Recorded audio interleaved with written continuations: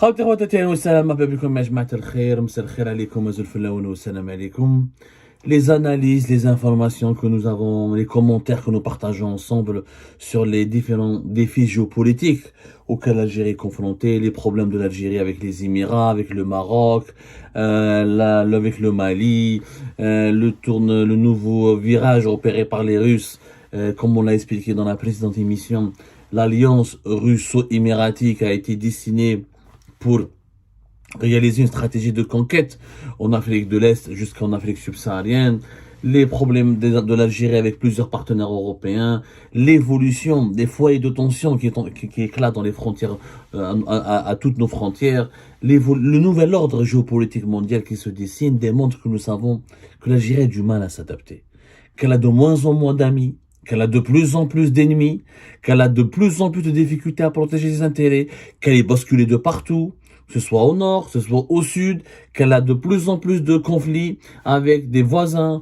des partenaires étrangers, des pays arabes, des pays occidentaux. Cela s'explique par quoi? لو كان يا جماعة تقعدوا معايا شوية برك نخموا يعني كما نقولوا observons une pause et faisons preuve de bon sens et de réflexion et analysons ensemble la situation de notre pays.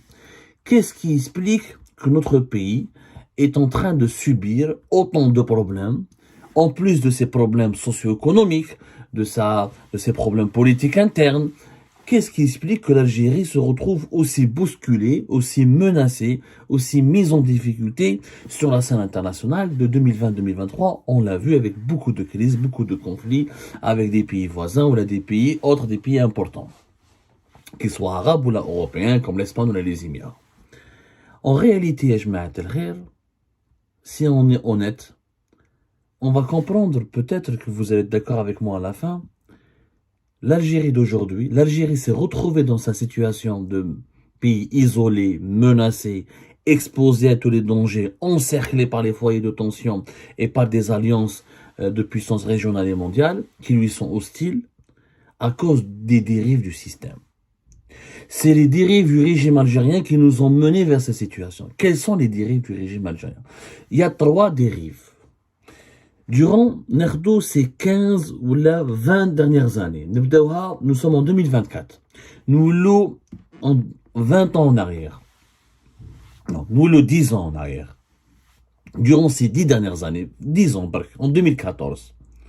De 2014 à 2024, le régime algérien a commis 3 grosses erreurs, 3 dérives qui ont affaibli le pays, qui l'ont bousculé, qui l'ont plongé dans des crises économiques et politiques, qui ont fait tellement de mal à l'Algérie et qui ont offert aux concurrents de l'Algérie, qui sont devenus plus tard des adversaires, un boulevard royal pour nous dominer et pour nous surpasser. Première dérive, le 4e mandat de Bouteflika, 2014. Un président malade. Président clairement malade. Un président qui parlait à peine, qui etc. On va pas refaire le film de la maladie de Bouteflika, son AVC.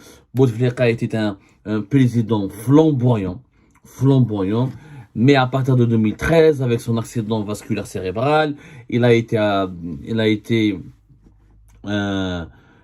hospitalisé à maintes reprises en France, les épisodes de Val-de-Grâce. En 2014, clairement, il n'aurait pas dû rester président. C'est le système algérien, c'est le régime algérien qui était intelligent. Il aurait fallu préparer un successeur à Abdelaziz Bouteflika dès 2013. Il est vrai qu'il est tombé une première fois malade en 2005, mais ça n'a pas duré longtemps. C'était du 26 novembre au 17 décembre 2005. Ensuite, il a été, après ça, c'est son premier séjour au Val-de-Grâce à Paris, mais il a été soigné, etc. Ça s'est bien passé. Ensuite, du 19 au 21 avril 2006, il a été une deuxième fois hospitalisé, mais c'était pas très grave, il était toujours en bonne santé. Mais c'est l'épisode de 2013, du 27 avril au 16 juillet 2013, où il a été hospitalisé pendant 80 jours à Paris, à la suite d'un AVC. C'est à ce moment-là que le régime algérien aurait dû trouver une solution. D'ailleurs, à l'époque, le général Tofek était clairement pour une non-reconduction d'Abdelaziz Bouteflika et pour trouver une solution au 4e mandat. Mais le 4e mandat, le régime algérien s'est acharné. Au lieu que de trouver un successeur à Bouteflika, on a fait le 4e mandat. Qu'est-ce qui s'est passé? Avec un président malade, sur la scène internationale, l'Algérie était totalement absente. شوفوا يا جماعة 2014 Bouteflika était malade, 2016-2017 et c'est devenu encore plus malade. Qu'est-ce qui s'est passé? En 2017 le Maroc, premier concurrent de l'Algérie, concurrent qui est devenu aujourd'hui un adversaire, tellement l'hostilité, l'animosité entre les deux pays s'est aggravée, a réintégré l'Union africaine en 2017.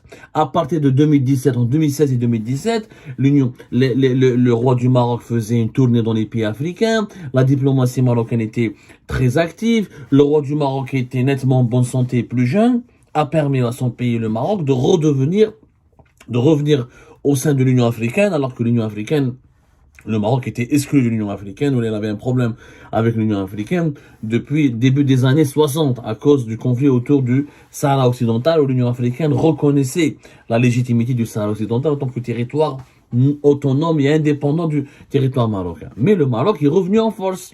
Il est revenu en force. Bon, et le Maroc a quitté l'Union africaine plus exactement en 1984. Mais les problèmes avec l'Union africaine ont commencé dès le début des années 60, après, à cause du Sahara occidental, les années 70, les années 80. Au moment où l'Algérie s'était effacée, à cause de la maladie de Bouteflika et à cause de son incapacité à participer aux grands événements internationaux, etc., eh ben, le Maroc a pris son envol. La même chose, par exemple, les Émirats, avec lequel aujourd'hui nous avons un énorme problème. Leur dirigeant est âgé uniquement de 62 ans. Mohamed Ben Zayed Al Nahyan, c'est à partir justement sa carrière politique a commencé à exploser, justement à partir, il a commencé à mûrir et ses idées politiques ont commencé à partir de 2014-2015.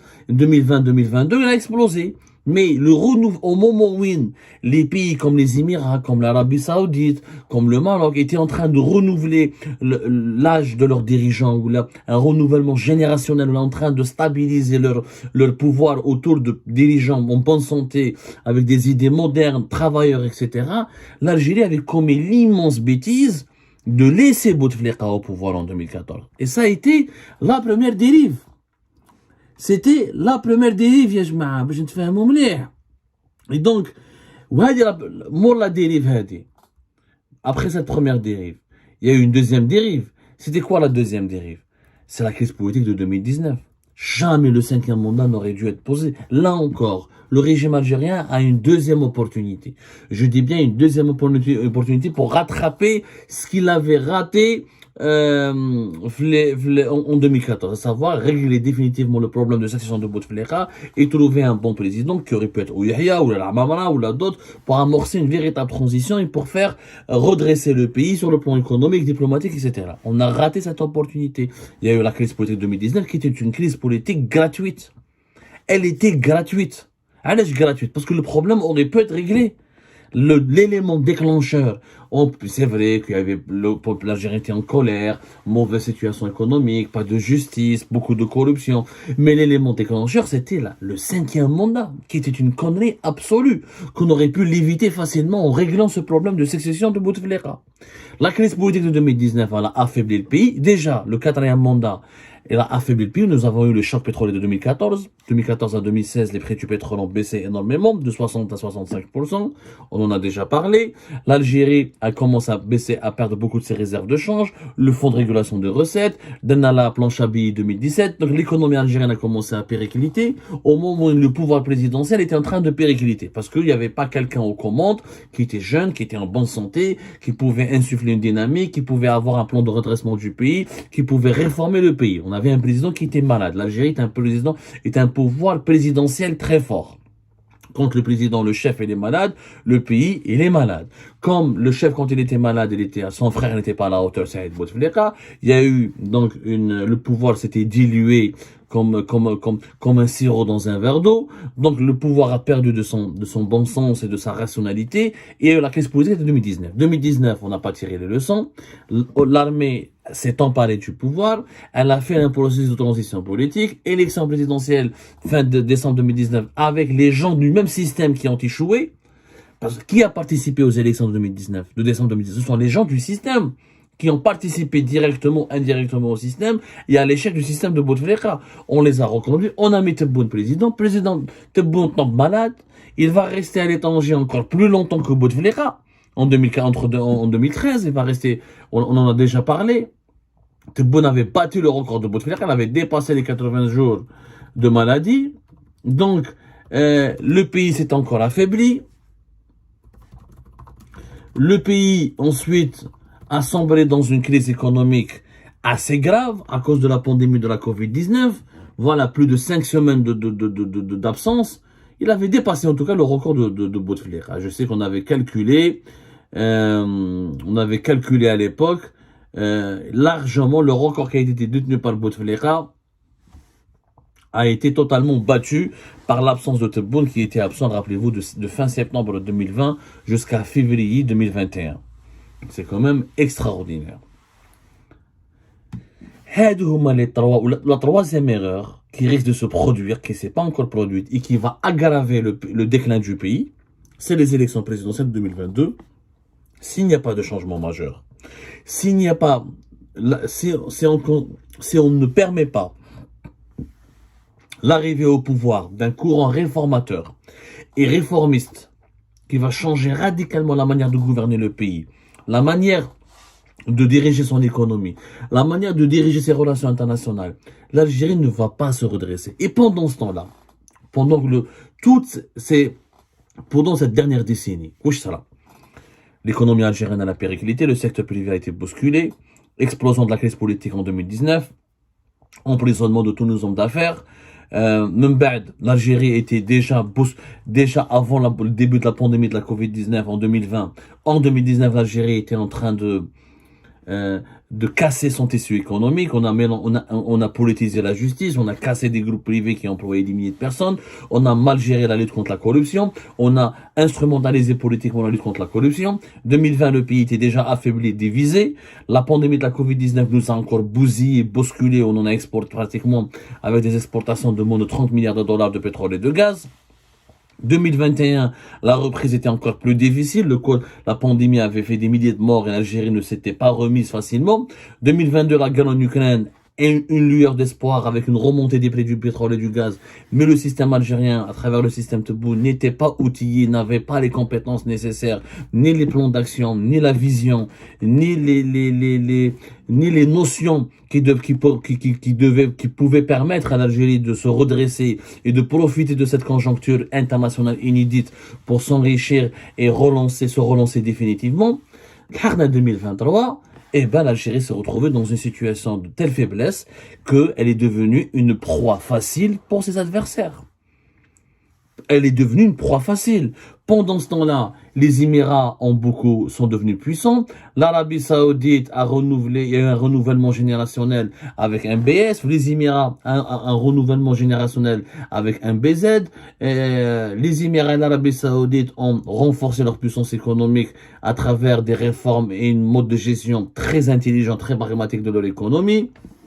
En face de nous, le Maroc s'est renforcé, parce que l'Algérie s'est affaiblie. Donc, la place lui a été cédée pour qu'il renforce son leadership régional. Et il a approfondi ses relations avec l'Afrique de l'Ouest. Il a fait des avancées remarquables sur le dossier du Sahara occidental. Il a obtenu ensuite la reconnaissance américaine en normalisant ses relations avec Israël. Et après de cela, il a constitué des alliances très stratégique avec les Émirats arabes unis et l'Arabie saoudite. Il a renforcé ses relations avec les monarchies du Golfe.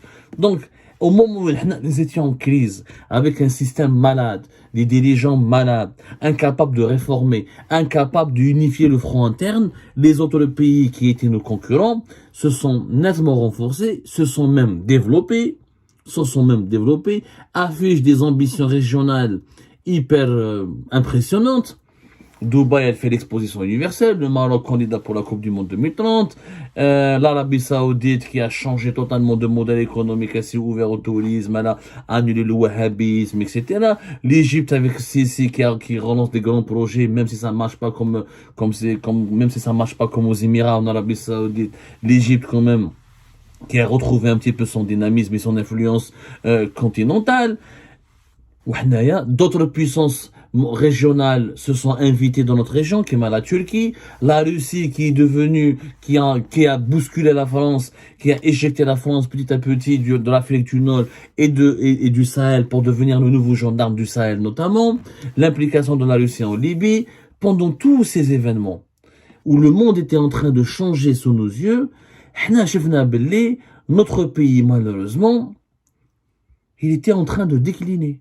On avait toujours le problème, on n'avait toujours pas trouvé un mode de gestion, comment garantir les équilibres de pouvoir, comment construire des institutions solides, comment construire un État solide, comment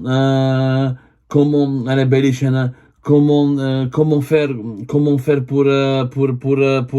pour changer notre économie. Les sujets, on les a oubliés. Parce qu'il y a eu la dérive, les trois dérives du système. La troisième, quand tu as les élections présidentielles de décembre 2024.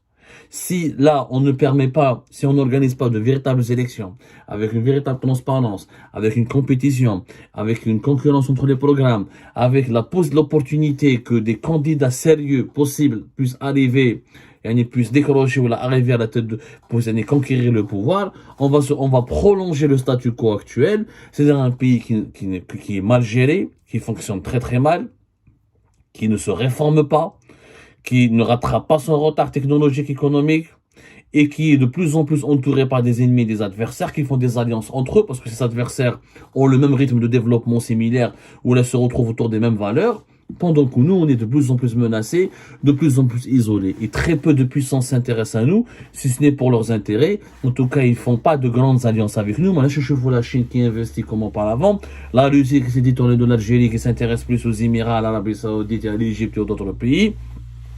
Les États-Unis d'Amérique qui maintiennent des relations superficielles et ils nous font des propositions quelquefois intéressantes, des fois c'est du temps de nous. L'Espagne qui nous a nargué, qui a choisi le camp du Maroc. La France qui essaie de protéger ses intérêts, mais sans trop s'impliquer, sans trop aider l'Algérie, sans trop, même on n'arrive même pas d'ailleurs à établir un dialogue constructif en permanence avec la France. L'Union européenne, la majorité des autres pays de l'Union européenne se méfient de nous. Et nos voisins africains commencent à nous détester et à nous mépriser parce qu'on les a tellement méprisés, on les a tellement pris de haut que maintenant ils ne supportent plus notre complexe de supériorité, notre orgueil, et que ces pays-là veulent aussi se réveiller et ont fait le choix d'être beaucoup plus proches de nos adversaires, à savoir des Émirats ou là du Maroc ou là d'autres puissances régionales ou la mondiale qui est la Turquie ou la Russie, et donc ils veulent plus de nous, ils veulent plus de notre influence sur eux. C'est le déclin, c'est l'affaiblissement de l'intérieur du système qui a affaibli l'Algérie. Tant que nous ne construisons pas un système nouveau, et pour construire un système nouveau, il nous faut un président réellement jeune, un président dynamique, un président qui a des idées, un président qui n'a pas froid aux yeux, qui est prêt à travailler 15 heures, 16 heures, qui a un programme révolutionnaire, qui a un programme réformiste, qui fait de véritables réformes, qui parle pas le langage des années 70. La fin des importations, limiter les importations, on veut pas changer une monnaie, la monnaie est vieillissante, on n'arrive pas à développer le taux de pénétration d'Internet et des nouvelles technologies, pas de paiement en ligne, pas de paiement mobile. Le monde, et les autres pays investissent sur l'intelligence artificielle.